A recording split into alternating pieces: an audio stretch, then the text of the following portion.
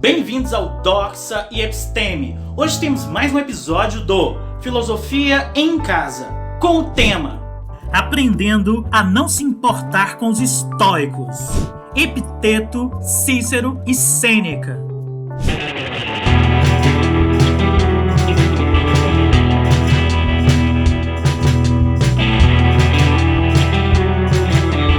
Se começa a chover quando estamos prestes a sair de casa, é um infortúnio. Mas se temos de sair, além de colocarmos um casaco, pegamos um guarda-chuva. Ou na pior das hipóteses, cancelamos o compromisso. Não há muito que se possa fazer. Não podemos fazer a chuva parar. Não importa o quanto quiséssemos. Deveríamos nos aborrecer com isso? Ou deveríamos ser simplesmente filosóficos? Ser filosófico não significa nada além de aceitar o que não se pode mudar. E o que dizer do inevitável processo de envelhecer, ou da brevidade da vida? Como nos sentiríamos a respeito dessas características da condição humana? Da mesma maneira, quando as pessoas dizem que são filosóficas em relação ao que lhe acontece, estão usando a palavra como os estoicos teriam usado.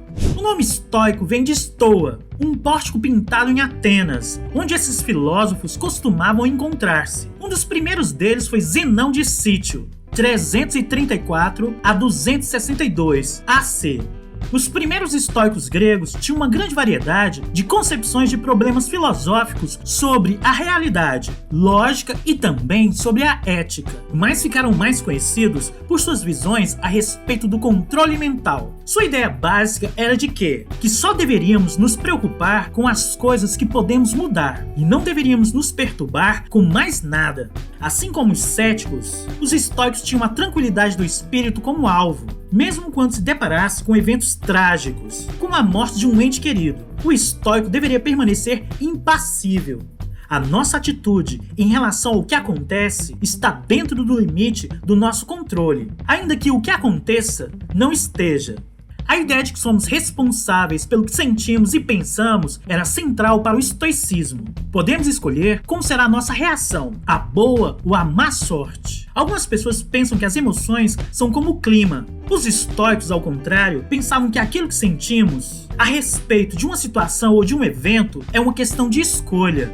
As emoções simplesmente não acontecem conosco. Não temos de nos sentir triste quando algo que queremos dá errado. Não temos de sentir raiva quando alguém nos engana. Eles acreditavam que as emoções obscureciam o raciocínio e causavam danos ao juízo. Não deveríamos só controlá-las, mas, sempre que possível, eliminá-las por completo. Epiteto, 55 a 135 DC. É um dos últimos estoicos mais famosos. Havia sido escravo, suportou muitas adversidades e conhecia a dor e a fome. E mancava por conta de uma pancada muito forte que levou de um dos seus senhores.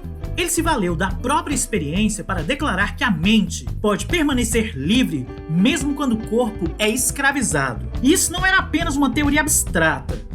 Seus ensinamentos incluíam aconselhamento prático sobre como lidar com a dor e com o sofrimento. Em suma, nossos pensamentos dependem de nós. Essa filosofia da tenacidade começou na Grécia Antiga, mas floresceu no Império Romano. Dois escritores importantes que ajudaram a espalhar o ensinamento estoico foram Marco Túlio Cícero, 106 a 43 DC, e Lúcio Ateneu Sêneca, 1 AC a 65 DC. A brevidade da vida e a inevitabilidade do envelhecimento eram assuntos que particularmente despertavam o interesse dos dois. Eles reconheceram que o envelhecimento é um processo natural e, por essa razão, não tentaram mudar o que não poderia ser mudado. No entanto, que deveríamos fazer do nosso tempo aqui o melhor dos tempos. Cícero parecia desdobrar-se mais do que a maioria das pessoas. Era advogado, político, além de filósofo. Em seu livro Sobre a Velhice, ele identificou 4 problemas principais no envelhecimento. É mais difícil trabalhar, o corpo torna-se fraco, acaba-se a alegria dos prazeres físicos e a morte está sempre próxima. Envelhecer é inevitável, mas como argumentava Cícero, podemos escolher como reagir a esse processo. Deveríamos reconhecer que o declínio da idade avançada não precisa tornar a vida intolerável. Primeiro, os velhos podem ganhar mais fazendo menos, ou por conta da experiência. Então, qualquer trabalho que façam pode ser mais eficaz. Se o corpo e a mente forem exercitados, não necessariamente se enfraquecerão de modo tão radical. E mesmo quando os prazeres físicos tornam-se menos agradáveis, os idosos conseguem passar mais tempo na companhia de amigos e assim terem boas conversas, o que é bastante compensador. Por fim, ele acreditava que a alma vivia para sempre, então os idosos não deveriam se preocupar com a morte. A atitude de Cícero era de que deveríamos tanto aceitar o processo natural do envelhecimento, quanto reconhecer que a atitude que tomamos diante dele não precisa de modo algum ser pessimista. Sêneca, outro grande difusor das ideias estoicas, adotou uma linha semelhante quando escreveu sobre a brevidade da vida. Não se costuma ouvir as pessoas reclamando que a vida é longa demais. A maioria diz que é curta demais. Há muitas coisas para se fazer em pouco tempo. Nas palavras do grego antigo Hipócrates, a vida é curta, a arte é longa. Os idosos que conseguem perceber a morte aproximando-se geralmente desejam apenas ter mais alguns anos para que consigam realizar o que queriam na vida. Porém, muitas vezes já é tarde e eles acabam entristecendo-se, pensando no que poderia ter acontecido. A natureza é cruel a esse respeito. Justamente quando estamos atingindo o auge das coisas, morremos. Sêneca não concordava com essa visão. Ele tinha vários talentos, assim como Cícero. Além do mais, ele encontrou tempo para ser dramaturgo, político e um bem-sucedido homem de negócios. Além, é claro, de filósofo. Para ele, o problema não era o fato da nossa vida ser curta, mas sim o quanto usamos o tempo que temos de maneira tão ruim.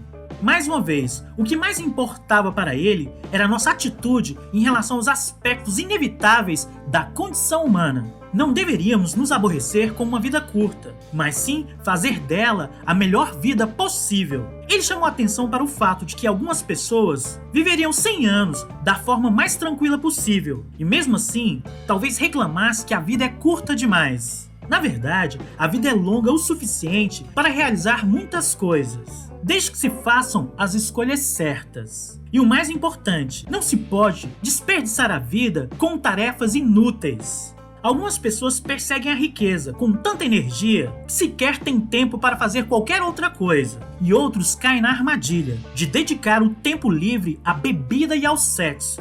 Se formos descobrir isso somente na velhice, será tarde demais. Ter rugas e cabelos brancos não garante que um idoso passou a maior parte do tempo fazendo as coisas que valem a pena, ainda que algumas pessoas ajam equivocadamente como se o fizessem. Alguém que issa as velas de um barco e assim se deixa levar pelas tempestades não esteve numa viagem, apenas foi jogado de um lado para o outro. O mesmo acontece com a vida. Estar fora de controle, ser carregado pelos acontecimentos, sem ter tempo para as experiências mais valiosas e significativas, é bem diferente de viver verdadeiramente. Um dos benefícios de uma vida boa é que não precisamos ter medo das nossas memórias quando envelhecermos. Se perdemos nosso tempo, não vamos querer pensar, e menos ainda, olhar para trás e pensar como passamos nossa vida, pois provavelmente será doloroso demais contemplar todas as oportunidades que perdemos. É por essa razão que tantas pessoas preocupam-se com trabalhos triviais. É uma forma de evitar a verdade em relação àquilo que não conseguiram fazer. Ele provocava seus leitores a se retirarem da multidão e evitarem se esconder de si mesmos por estarem por demais ocupados. Segundo Sêneca, como então deveríamos viver? O ideal estoico era viver como um recluso, longe das outras pessoas. Sêneca dizia, com bastante discernimento, que a maneira mais fecunda de existir era estudando filosofia. Essa era, segundo ele, uma forma de ser verdadeiramente vivo. A vida de Sêneca deu a ele inúmeras chances de praticar o que pregava. Em 41 DC, por exemplo, ele foi acusado de ter uma relação amorosa com a irmã do imperador, Caio César, o conhecido Calígula. Não se sabe ao certo se o relacionamento aconteceu ou não, mas o resultado é que ele foi enviado para o exílio em Cócega, onde passou 8 anos. Depois a sorte virou para o seu lado mais uma vez, e ele foi chamado de volta a Roma para se tornar o tutor de um menino de 12 anos, o futuro imperador Nero, de quem posteriormente foi redator de discursos e conselheiro político. No entanto, essa relação acabou de forma terrível. outra reviravolta no destino de Sêneca. Nero acusou Sêneca de fazer parte de uma conspiração para matá-lo. Desta vez, não houve escapatória. Nero pediu que Sêneca se suicidasse. Recusar estava fora de questão e o levaria à execução de todo modo. Resistir seria inútil. Então ele foi fiel ao estoicismo e tirou a sua própria vida. Segundo consta, chegou ao fim tranquilo e mergulhado em profunda paz.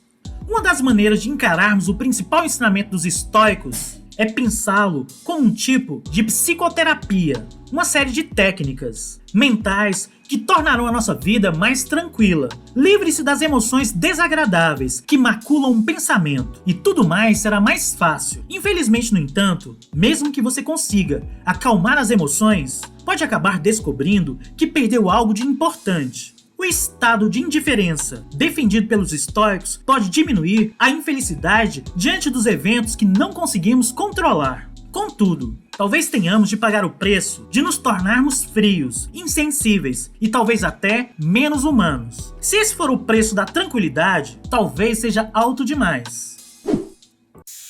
Ok, por hoje é só. Caso você tenha gostado, dê um like, assine o canal e compartilhe com os amigos. Todo comentário é bem-vindo. Forte abraço e vitória sempre!